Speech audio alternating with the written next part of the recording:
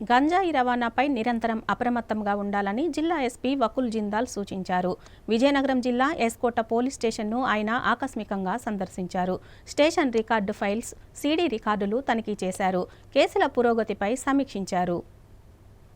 విజయనగరం జిల్లా ఎస్పీ వకుల్ జిందాల్ బుధవారం శృంగవరపుకోట పోలీస్ స్టేషన్ను ఆకస్మికంగా సందర్శించారు. స్టేషన్ ప్రాంగణాన్ని, పోలీస్ బిల్డింగ్లోని గదులను, ప్రాపర్టీ రూమ్, లాకప్ గదులను పరిశీలించారు. పోలీస్ స్టేషన్ పరిధిలో రహదారి ప్రమాదాలు ఎక్కడెక్కువగా జరుగుతున్నది, బ్లాక్ స్పాట్స్ వివరాలు అడిగి తెలుసుకున్నారు. రోడ్డు ప్రమాదాల నియంత్రణకు ఎస్కోట పోలీసులు చేపడుతున్న చర్యలను అడిగి తెలుసుకున్నారు. పట్నంలో శాంతి భద్రతల పరిస్థితులను తెలుసుకుని ఉన్నతాధికారుల దృష్టికి తీసుకురావాలని సూచించారు. గంజాయి అక్రమ రవాణాపై ప్రత్యేకంగా దృష్టి సారించాలని, బొడ్డవరి చెక్పోస్ట్ వద్ద నిరంతరం వాహన తనిఖీలు చేపట్టాలని సూచించారు. గంజాయి విక్రయాలు జరిపే వ్యక్తులను, గంజాయి వినియోగించే వారిని గుర్తించి వారిపై నిఘా ఏర్పాటు చేయాలన్నారు. ఇప్పటి వరకు నమోదైన గంజాయి కేసుల పురోగతిని తెలుసుకున్నారు. సైబర్ మోసాల పట్ల ప్రజలకు అవగాహన కల్పించాలని, సైబర్ మోసాలపై నమోదైన కేసులలో నిందితుల బ్యాంక్ అకౌంట్స్ లో ఫ్రీజ్ అయిన నగదును తిరిగి బాధితులకు వచ్చే విధంగా చర్యలు చేపట్టాలని అధికారులను ఆదేశించారు. ఈ కార్యక్రమంలో station circle inspector Narayanamurthy, rural CI Ravikumar, SI Gangaraju తదితరులు పాల్గొన్నారు.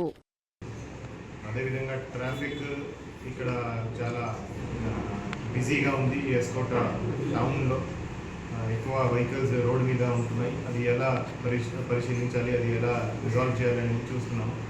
అదేవిధంగా యాక్సిడెంట్స్ కూడా కొన్ని బ్లాక్ స్పాట్స్ ఉన్నాయి ఎస్కోట పోలీస్ స్టేషన్ పరిధిలో. అక్కడ కూడా ఎందుకు యాక్సిడెంట్స్ జరుగుతున్నాయి, ఎలా దాన్ని మనం తగ్గించవచ్చు, దాని మీద కూడా పరిశీలిస్తాము.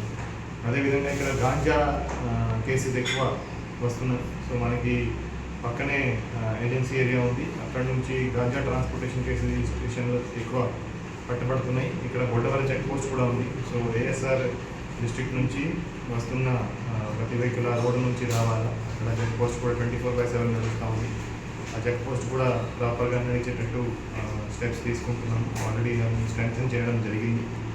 సో ఈ గాంజా కేసులో కూడా ఇన్వెస్టిగేషన్ ఎక్కడి వరకు వచ్చింది, ముద్దాయిలందరూ అరెస్ట్ అయిపోయారా, ఛార్జ్షీట్ ఫైల్ చేశారా అనేది ఈరోజు రివ్యూ చేయడం జరుగుతుంది.